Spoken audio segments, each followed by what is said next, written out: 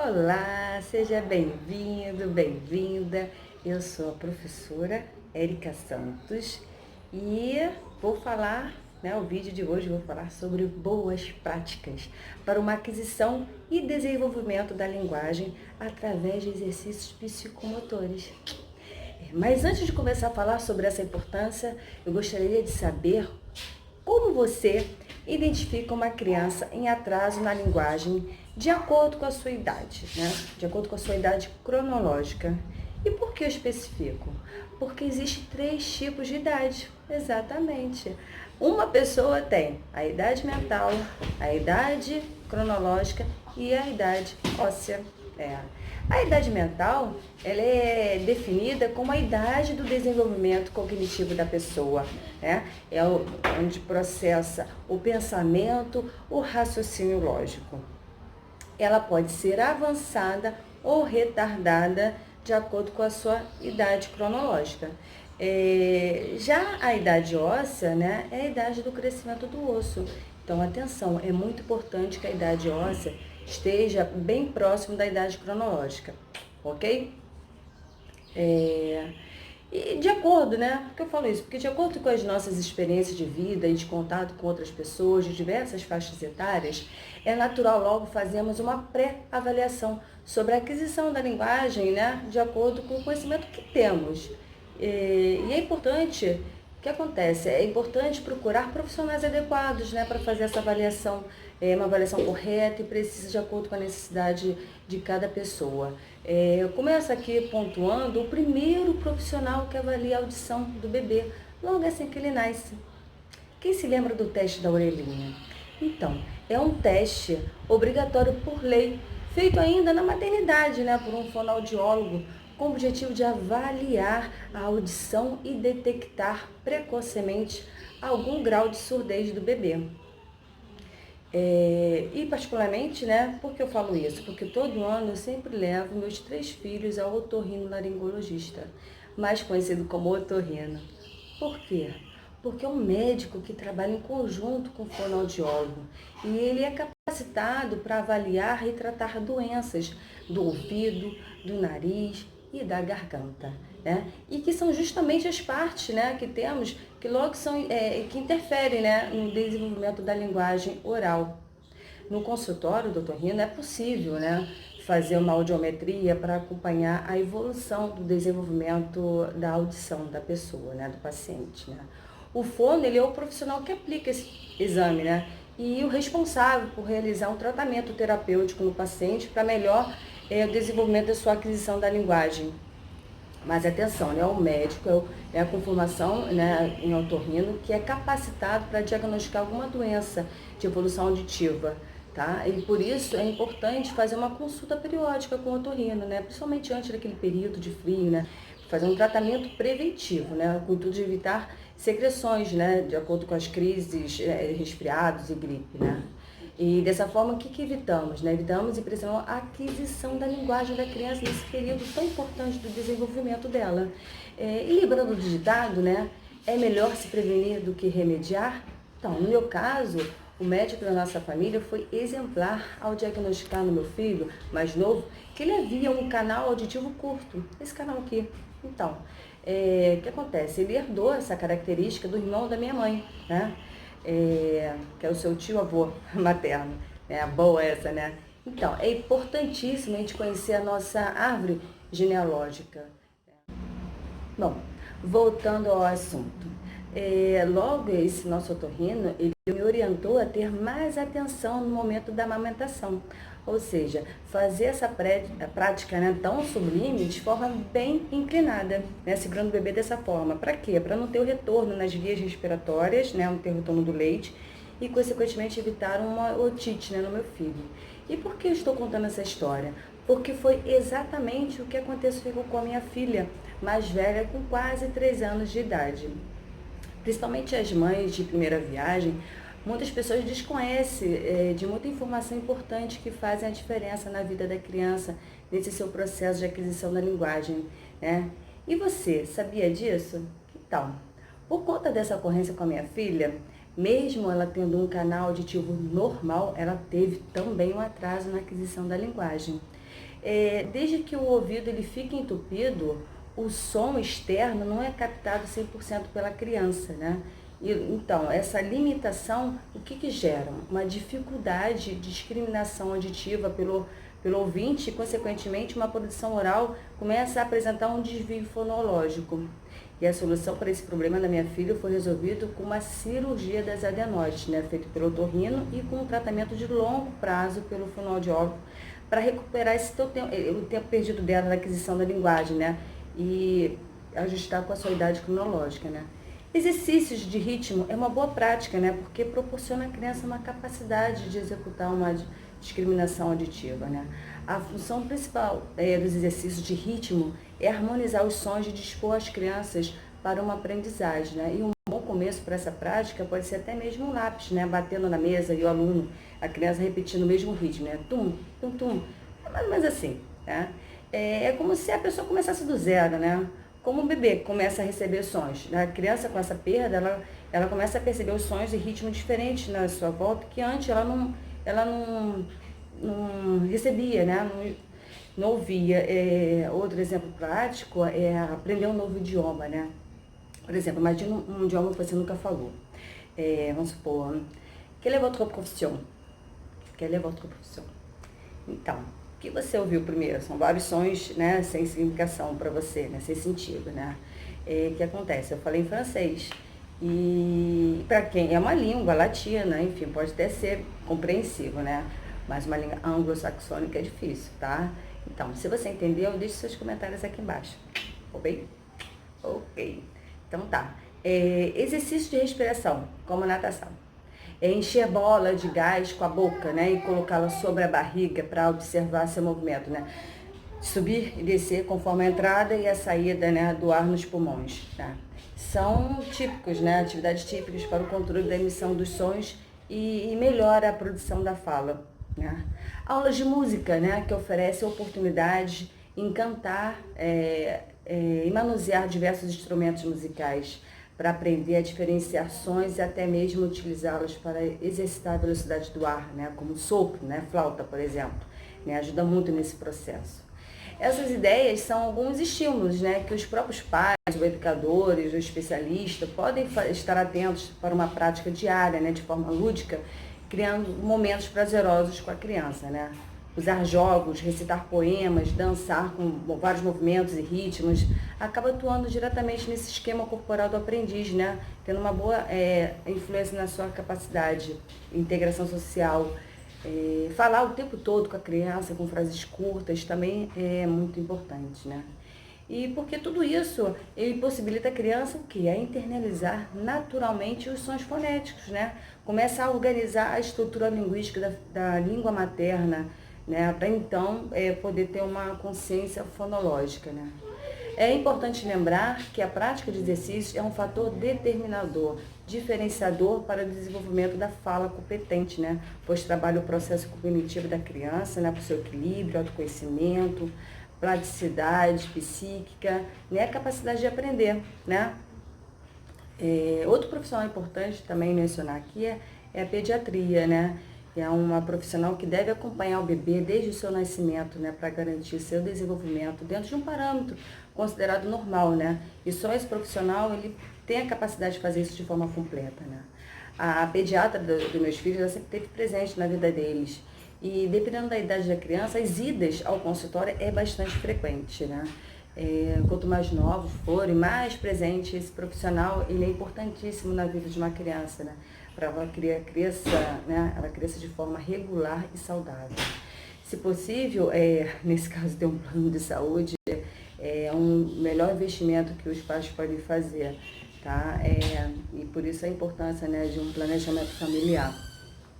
Fazendo um parêntese, né, sobre a importância da pediatria na vida dos meus filhos, sobre a questão da aquisição da linguagem, meu filho mais novo, ela percebeu, né, que a sua linguagem estava infantilizada diante da sua idade cronológica, né?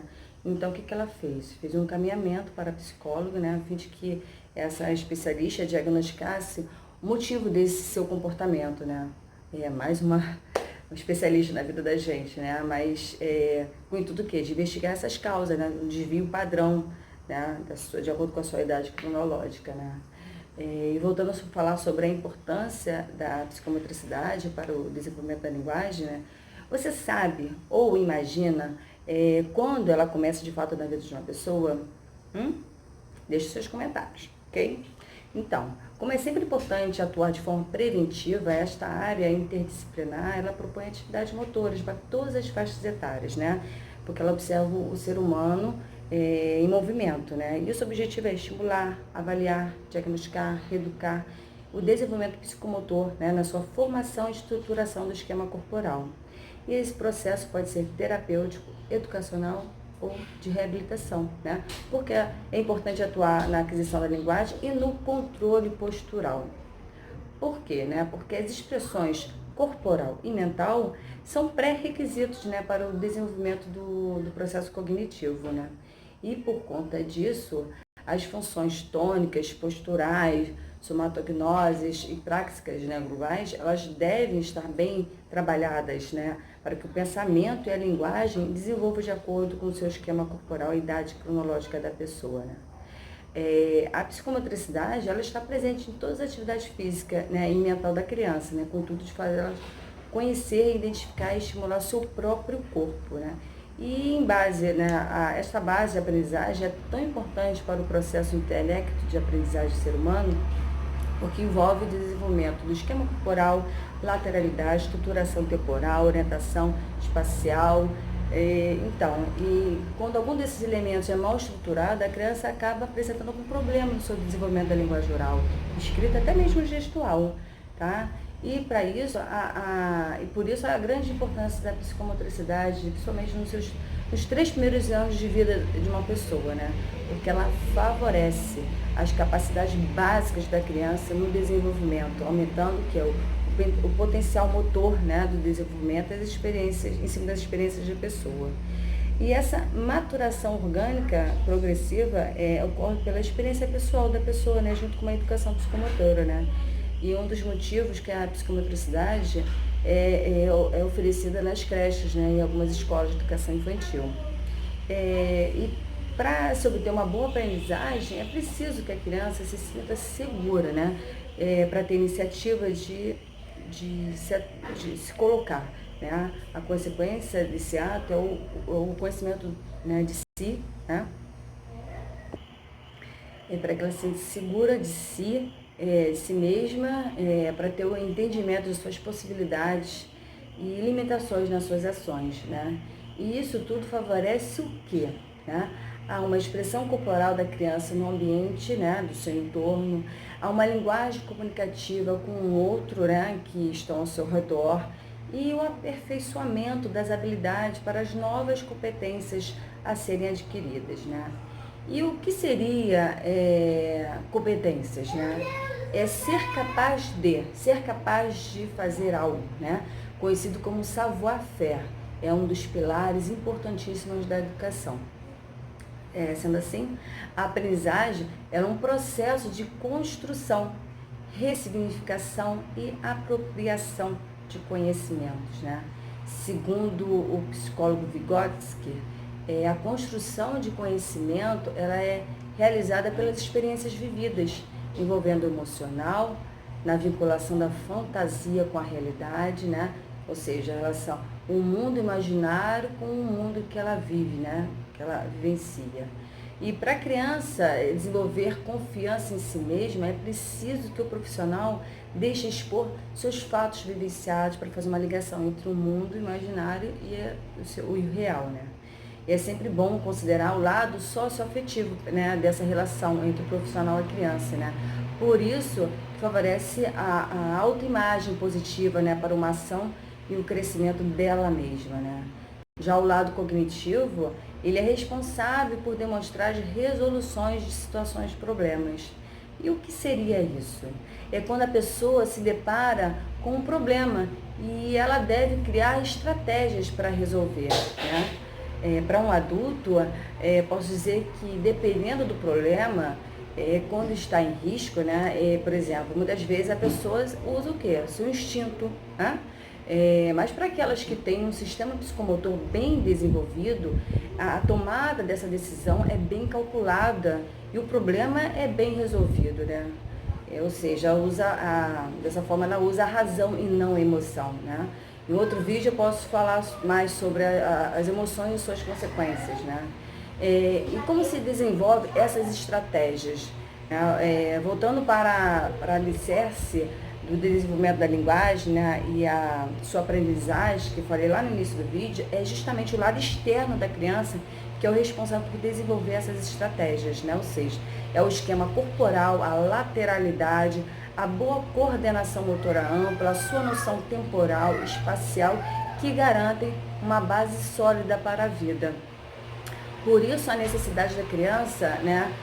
A criança enfrenta desafios, né? Troca de experiências com o outro, né? De preferência da mesma faixa etária, né? Para desenvolver seu pensamento, né? E todas essas ações formam melhores condições para uma boa aprendizagem futura, até mesmo lá para leitura e a escrita mais à frente. Portanto, a psicomotricidade tem um papel de observar o indivíduo como um todo, né? Não diagnosticar o problema do corpo ou da área de inteligência ou afetividade, né? Com o objetivo de estimular as áreas, né? Mantê-la equilibrada, né? Esse equilíbrio ele pode ser buscado no esporte. Por isso que eu pratico o karatê, né? Quando o profissional ele percebe que a deficiência está na fala, cabe ele criar, claro, um ambiente favorável para esse fato, né? Para desenvolver a linguagem oral, né? E o brincar é a melhor maneira de colocar em prática essas técnicas profissionais, né? Porque você consegue linkar atividades com a fantasia da criança, né? Ser criativo, favorecer uma linguagem prazerosa, estimular seu desenvolvimento, né? Resumindo toda essa informação, né, deve-se cuidar então o quê? Primeiro, o lado externo do corpo, principalmente crianças de 0 a 5 anos, né, para ter uma base bem sólida, né, nela, no seu crescimento. Assim, quando essas crianças entrarem na fase escolar do ensino fundamental, esse lado interno esteja bem equilibrado, né, porque o processo cognitivo ele esteja preparado para a leitura, né, compreensão, o raciocínio lógico e matemático. Mas fique tranquilo, tá? Nesse momento você deve pensar nas crianças, deve estar pensando nas crianças que você conhece, né? E só para te deixar mais tranquilo ainda sobre essas problemáticas de aquisição da linguagem competente, sabe-se que somente 10% das crianças de hoje em dia não tem nenhum problema, né, quanto a isso. Significa que, né, essa imaturidade, seja ela linguística ou corporal, reflete o quê? Na autonomia, no conhecimento, no seu meio social, né? E acredito que o atual mundo tecnológico em que estamos vivendo é o responsável disso tudo, né? Estamos na era da tecnologia e não é para menos, né? E por causa dela, da tecnologia, é perceptível cada vez mais ver crianças diante de telas eletrônicas que praticando esporte, até mesmo aquelas brincadeiras consideradas de rua, né, como pular elástico, brincar de pique-bandeirinha, enfim, né? E é importante fazer uma analogia ao esporte, sim, porque o esporte é tão importante na vida de qualquer pessoa, né? Porque a função do esporte é desenvolver o corpo e a mente do atleta, né? Deixando equilibrado e saudável, né? E quando falamos sobre o desenvolvimento da linguagem, nos referimos primeiramente o quê? Na linguagem de forma ampla. Isso é um sistema no qual o homem se comunica para expressar suas ideias e sentimentos, né? Seja ela de forma gestual, falada ou escrita, dentro de um meio social.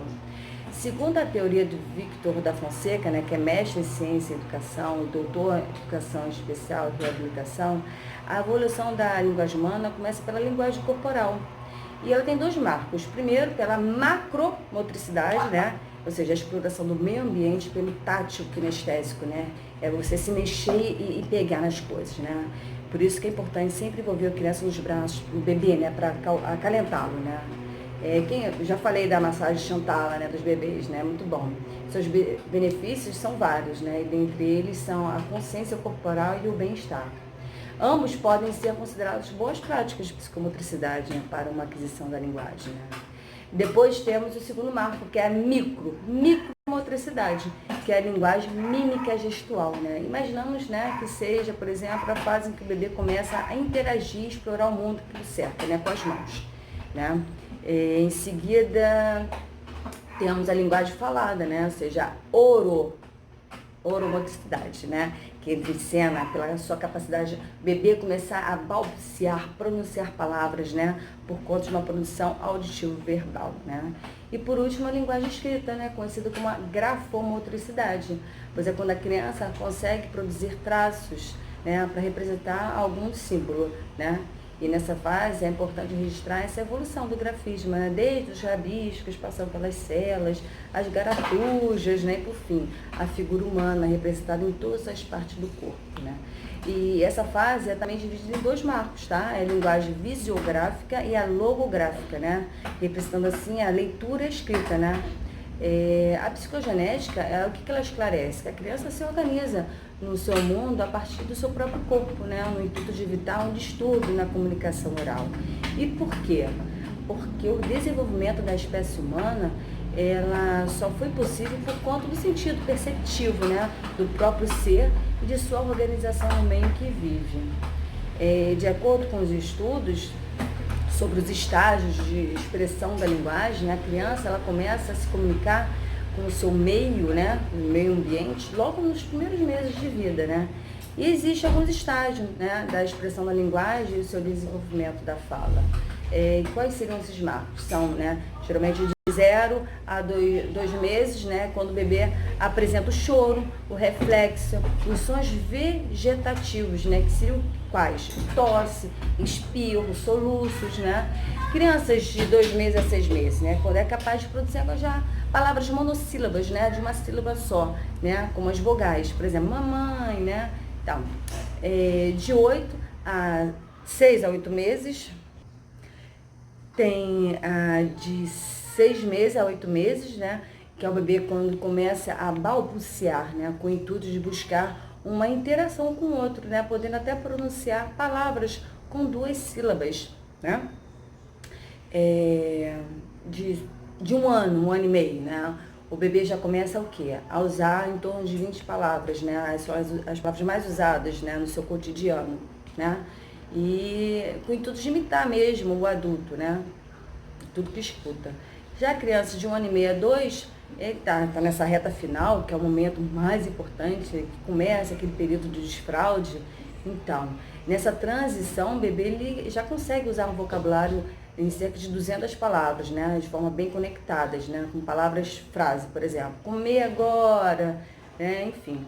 E crianças de 2 anos a 3 anos, é uma fase que o bebê já está nesse processo de desfraude e sentenças, começa a fazer palavras de 3 a 5 palavras, tá? Bem já complexo, né? E de 3 a 5 anos já tem um vocabulário de 1000 palavras, né? E fala de uma forma bem clara e inteligível, tá? E 90% dos conceitos gramaticais já estão sendo aplicados. 5 anos, né, o repertório da criança ela aumenta de 6 a 10 mil. Tem noção do que é isso? É muita coisa, né? É um momento de leitura, contação de histórias, ok? 7 anos é uma fase que começa a produzir todos os sons da fala, né? Bem pronunciadas, né?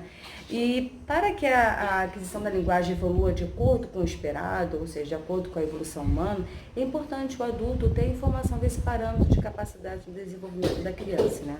E para acompanhar esse desenvolvimento por faixa etária, vou falar sobre algumas sequências cronológicas, né, dessas etapas de aprendizagem. A primeira que seria tomar consciência do seu limite, né, com o seu eu corporal. E a segunda é a consequência, né, da tomada da consciência dos objetos, né? E esse momento é quando a criança começa automaticamente a fazer as orientações, as organizações perceptivas, né, da noção do eu em relação aos dados visuais, tá? Nesse caso, a preferência visual sempre vai ser a figura humana, né? Me desculpa os homens, né? Mas a mãe sempre é a referência, né? E a partir daí, a criança ela começa a entrar no período linguístico, empregando o pronome eu, né? Também estrutura o seu corpo, fazendo a distinção das suas partes, né? E para completar, compreender a evolução da linguagem da criança, é necessário obter os dados do seu comportamento e desenvolvimento de forma global, né?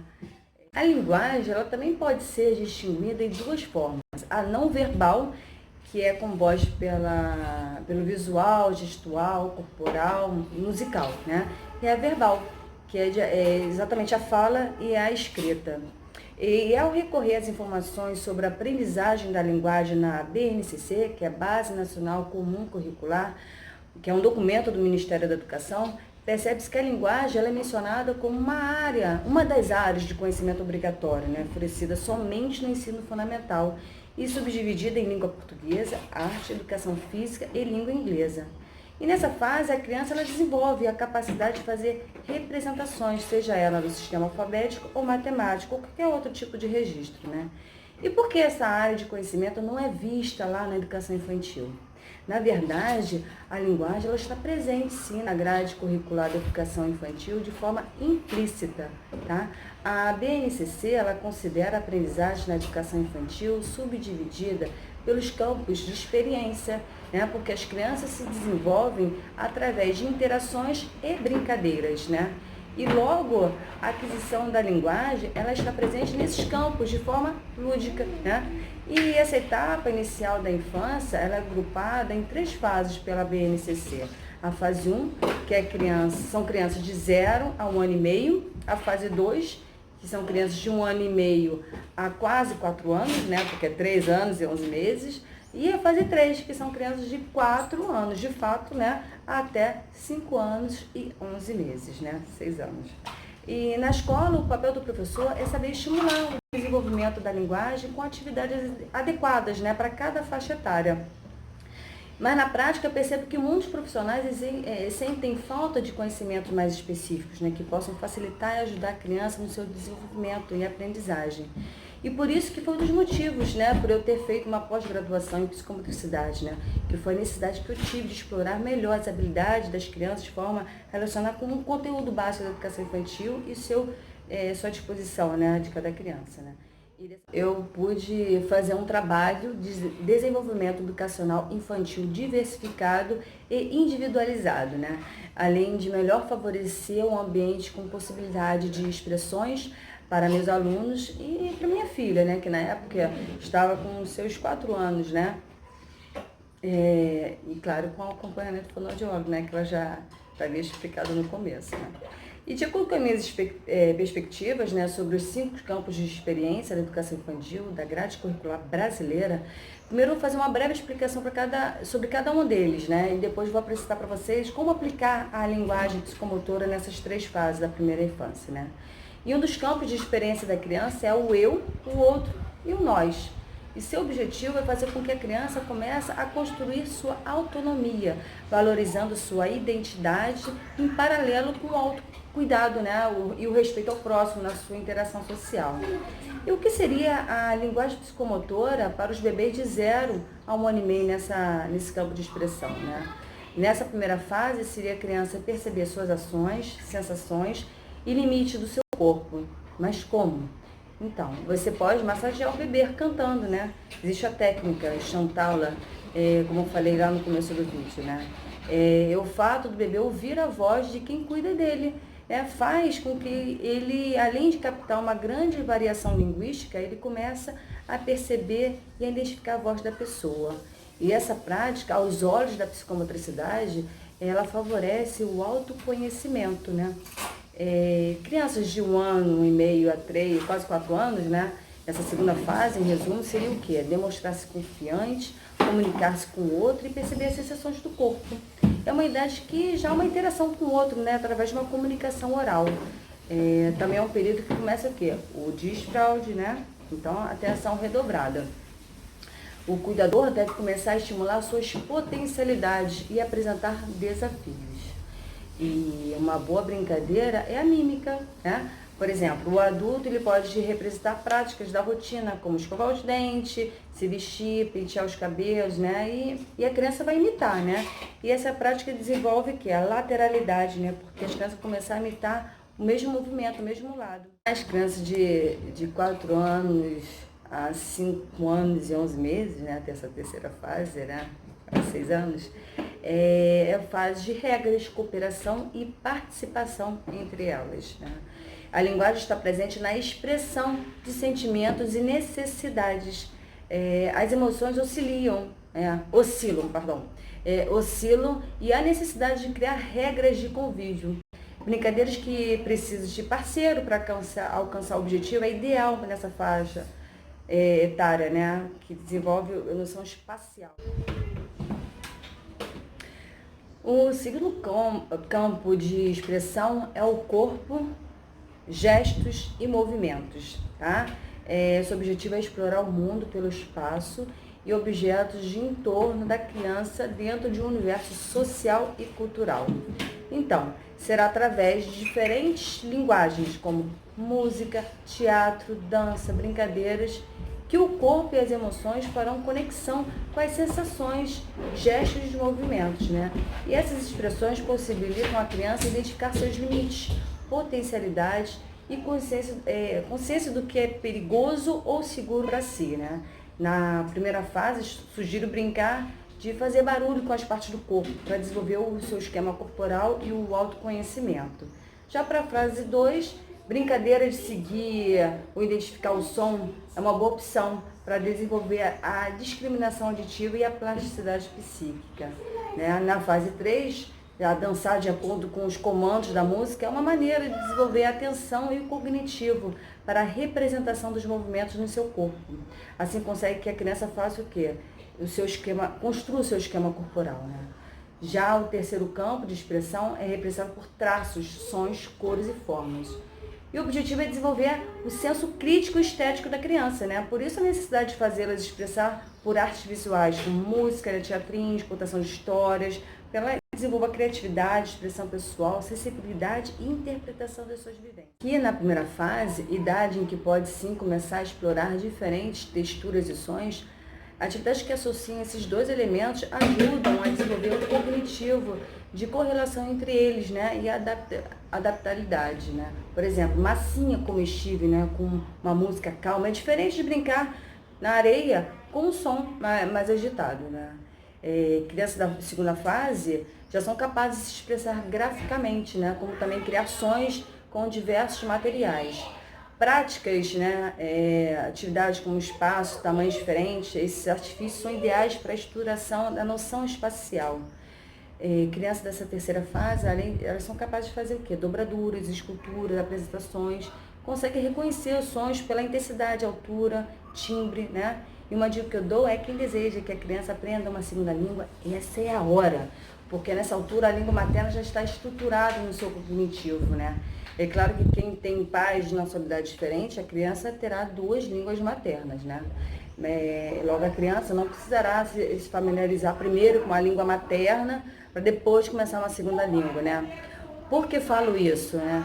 Porque a língua materna é como se fosse uma raiz, né? Quando ela está bem enraizada, ou seja, a estrutura linguística está formada no cognitivo da criança, todo o desenvolvimento de sua linguagem evolui de acordo com o esperado. Sem perceber, ela adquire a capacidade de aprender a aprender, né? O quarto campo de expressão é a oralidade e a escrita. O objetivo é o quê? É estimular a imaginação, ampliar o conhecimento, desenvolver a atenção pela escuta e construir hipóteses, formulando perguntas, né?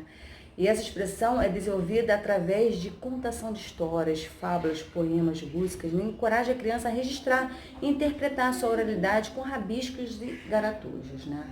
E a primeira fase que seria, ela demonstra interesse ao quê? Ouvir músicas, poemas e pequenas histórias, né? A variedade, sonoridade, entonação e ritmo são muito importantes nessa fase do desenvolvimento auditivo oral, porque amplia a plasticidade psíquica da criança e o seu ritmo. Então, atividades musicais e de contação de histórias são ideais, né? Quando envolve a interação do bebê ao voltar para uma imagem, né? Correspondente, por exemplo, né? E essa associação sonora com o objeto ajuda a desenvolver o quê? O cognitivo, ao criar uma relação de significação entre eles. Crianças da segunda fase expressam o quê? Suas necessidades, opiniões e já relatam experiências. Uma ideia é oferecer instrumentos de registro como tinta, carvão, para expressar o que pensam de forma intuitiva, né? Avale esse processo para a pré-escrita, né? Crianças da terceira fase já são capazes de quê? De criar brincadeiras. Então, um bom momento para desenvolver o raciocínio lógico é pedir para elas criarem uma brincadeira a partir de uma música que mais gostam, né? Dessa forma que elas vão perceber a variedade de possibilidades de adaptabilidade de brincadeiras quando cada um constrói para suas regras de bom convívio, né? E uma prática que desenvolve a plasticidade psíquica. O quinto campo de expressão refere-se aos espaços, tempos, quantidades, relações e transformações, né? E esse objetivo desenvolve na criança a manipulação, exploração e investigação do mundo que a cerca através de experiências, né? O que acontece no seu cotidiano. E por quê?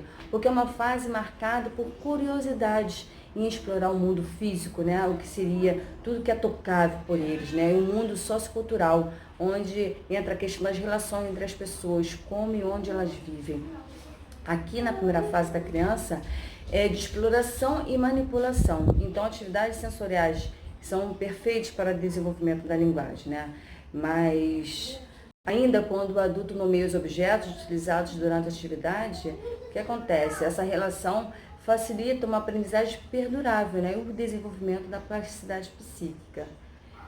Crianças da segunda fase já devem, desde cedo, o quê? Começar a identificar as relações espaciais, temporais e classificar objetos, né?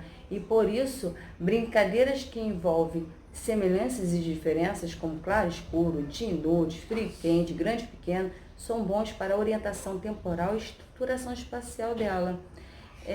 Crianças da terceira fase já conseguem descrever o quê? Mudanças, fazer comparações, resolver situações de problema e expressar ideias, né? E é uma boa prática para o desenvolvimento de instrumentos musicais, por exemplo, né? Esses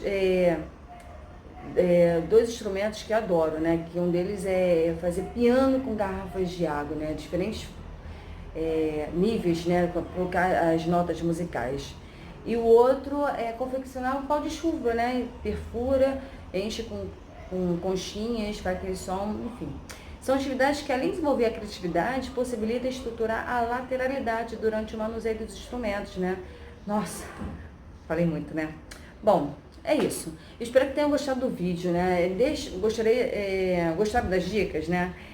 Vocês podem compartilhar outras ideias aqui nos comentários, né? O conteúdo desse vídeo, com tantas experiências minhas, né, é justamente uma das maneiras que encontrei em compartilhar conhecimento e orientações de boas práticas para o desenvolvimento da linguagem pelo autoconhecimento, né, por um sistema psicomotor bem estruturado e por uma plasticidade psíquica.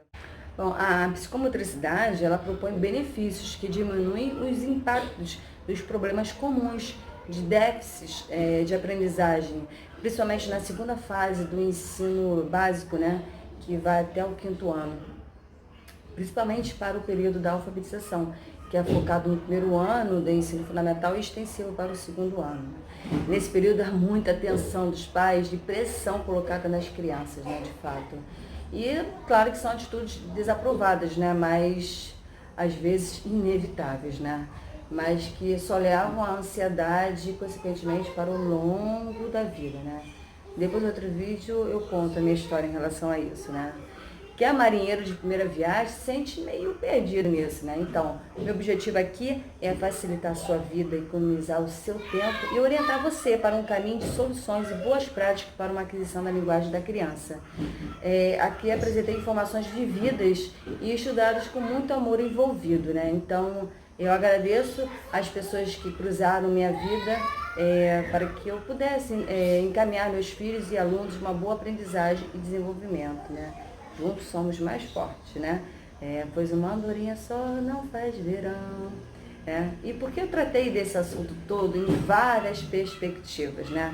Porque além de ser especialista em psicomotricidade e educação infantil, sou professora de francês e português, mais professora de francês na educação infantil, né? E também pratico karatê, estilo Shotokan. E adoro esporte, né? Logo, a minha área de formação é a linguagem. É o que faz meu coração cantar, né? Deixarei aqui meus contatos, aqui embaixo, para tirarem suas dúvidas, tá? Estou em várias redes sociais, podem me seguir. E um grande beijo e até breve!